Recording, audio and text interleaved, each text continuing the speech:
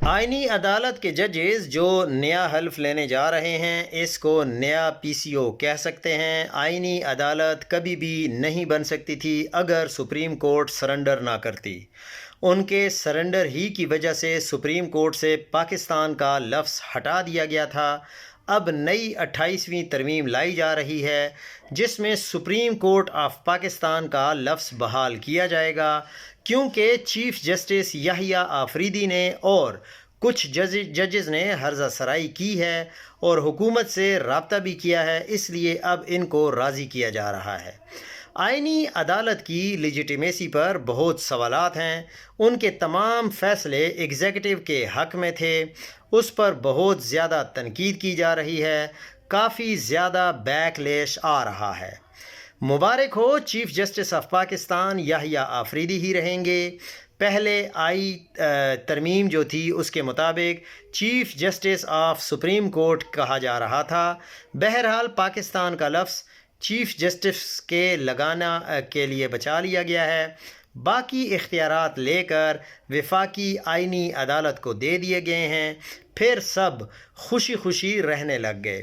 وفاقی آئینی عدالت جہاں حکومت کے لگائے ججز ہوں گے، سیاسی جماعت پر پابندی کا کوئی ریفرنس آ گیا تو کیا آئینی عدالت حکومت کے خلاف جا سکے گی؟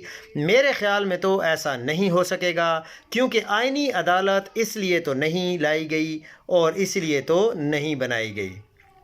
چیف جسٹس یحییٰ آفریدی کے لیے پرسن اسپیسیفک ترمیم کر کے حکومت نے یحییٰ آفریدی صاحب کو خوش کیا ہے۔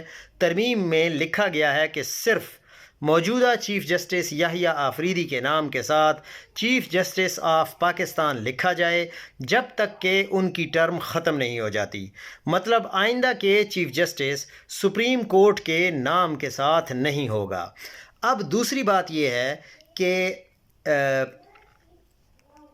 یہ جو ترمیمیں کی جا رہی ہیں اس کا مقصد ہی صرف ایک ہے کہ انہوں نے پی ٹی آئی کے اوپر پابندی لگانی ہے، انہوں نے عمران خان کو راستے سے ہٹانا ہے، کیونکہ عوام بالکل بے حس ہو چکے ہیں اور عوام اس چیز پر راضی ہو چکے ہیں کہ عمران خان کو جیل میں رکھا ہوا ہے۔ بس ہم سوشل میڈیا اور میڈیا پر 40 سے 50 ملین ڈالر کی جو اکانومی ہے اس کو چلا رہے ہیں، عمران خان کے نام پر پیسے بٹورے جا رہے ہیں۔